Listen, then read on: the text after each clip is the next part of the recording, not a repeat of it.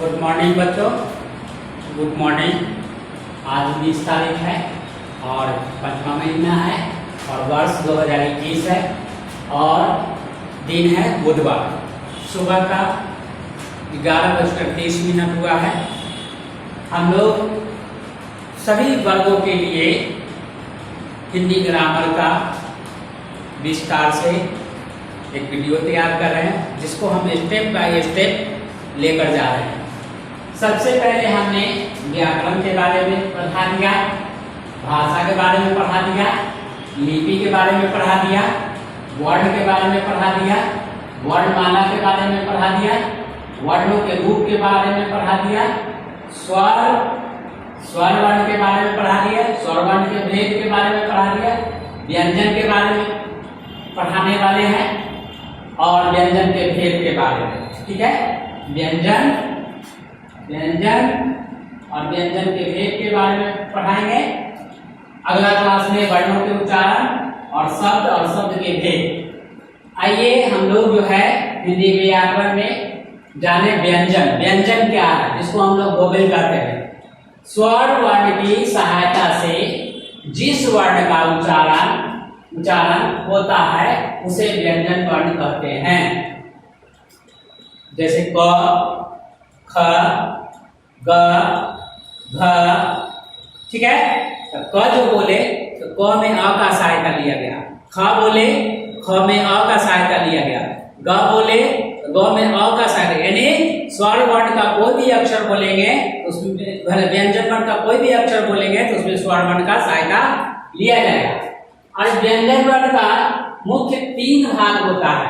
व्यंजन वर्णों को 3 भागों में विभक्त करते हैं। पहला स्पर्श व्यंजन, दूसरा अंतःस्थ व्यंजन, तीसरा ऊष्म व्यंजन। आइए स्पर्श व्यंजन के बारे में जानें। स्पर्श व्यंजन, जो व्यंजन कंठ, तालु, मूर्धा कहते हैं तालु का ऊपरी वाला भाग, ओठ, दांत आदि से बोले जाते हैं, उन्हें स्पर्श व्यंजन कहते हैं। ये क से म तक होता है, जिसको हम स्पर्श व्यंजन कहते हैं। जैसे क से क, ख, ग, घ, अंगा, ये क हुआ, इनका उच्चारण स्थान कंठ से हुआ। ठीक है, च वर्ग में च, छ, ज, झ, ञ, इनका उच्चारण स्थान तालु से हुआ। ट वर्ग माने ट, ठ, ड, ठ, न, इनका उच्चारण स्थान मूर्धा से हुआ। ट वर्ग माने ट, थ, द, थ, न, इनका उच्चारण स्थान दंत से हुआ। प वर्ग में प, फ, फ, म, इनका उच्चारण स्थान ओष्ठ से हुआ। माने किनका उच्चारण स्थान। अब इसी में आप लोग को मैट्रिक के परीक्षा में क्वेश्चन बना के ऑब्जेक्टिव दे, बताइए ग का उच्चारण स्थान क्या है। तो यदि आप ये समझे रहेंगे तो झट से बोल दीजिए कंठ।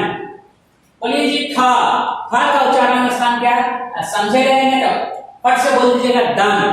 ठीक है, अब आइए अंतःस्थ व्यंजन। स्पर्श व्यंजन पहला हो गया, दूसरा अंतःस्थ व्यंजन। यह होता है य, र, ल और व, ये अंतःस्थ व्यंजन है। इनकी संख्या 4 है। इनका उच्चारण स्थान मैंने जब ये बोलते हैं तो किन किन चीजों से बोलते हैं, जीभ, तालु, दांत और ओठों के परस्पर सटने से होता है। इन चारों का इन सब चीजों के द्वारा उच्चारण स्थान होता है। ठीक है, यदि क्वेश्चन इसमें पूछा गया यह का उच्चारण स्थान क्या है तो झट से बोल सकते हैं। आप इसको प्रयोग करके देखिएगा कि इसका उच्चारण स्थान क्या हो सकता है। ठीक है, उसी तरह से ऊष्म व्यंजन, उस व्यंजन का है तलवेशर, मूर्धन्यस्वर, दंतिस्वर, ह, ये ऊष्म व्यंजन है। इनकी भी संख्या 4 है। इसका उच्चारण स्थान रगड़ या घर्षण से उत्पन्न होता है। उष्ण का मतलब होता है गर्म, रगड़ या घर्षण से उत्पन्न होता है, यानी गर्म वायु से होता है, इसलिए इन्हें ऊष्म व्यंजन कहते हैं। ठीक है, अब इन व्यंजनों को मैंने पढ़ा, इसके अतिरिक्त कुछ अलग से व्यंजन है जो कि आपको नीचे की किताब में नहीं मिलेगा। आप लोगों को ये जितना भी ग्रामर बता रहे हैं ये जो है क्लास नीचे क्लास से लेकर 10th क्लास तक के बच्चों के लिए ये ग्रामर है, क्योंकि इसमें से बहुत सारे क्वेश्चन जो है आप लोग को बोर्ड में आता है ऑब्जेक्टिव का से। अब इसके अतिरिक्त नोट में इसके अतिरिक्त क्या है, इसके कुछ अतिरिक्त व्यंजन है, ठीक है। नोट में कुछ अतिरिक्त व्यंजन है, जैसे संयुक्त व्यंजन, ठीक है। ये व्यंजन के भेद में नहीं, अलग से संयुक्त व्यंजन। तो संयुक्त व्यंजन क्या है, ये छ है, त्र है, ज्ञ है और स्रा है, श्रवण वाला स्रा। तो मूल व्यंजन नहीं है, इनकी रचना दो व्यंजनों के मेल से हुई है, इसलिए इसको हम संयुक्त व्यंजन कहते हैं। वो कैसे, आइए हम समझते हैं इसका। जैसे छ हुआ तो छ कैसे बना, क जोड़ छ स मिलके छ हुआ, ज जोड़ इया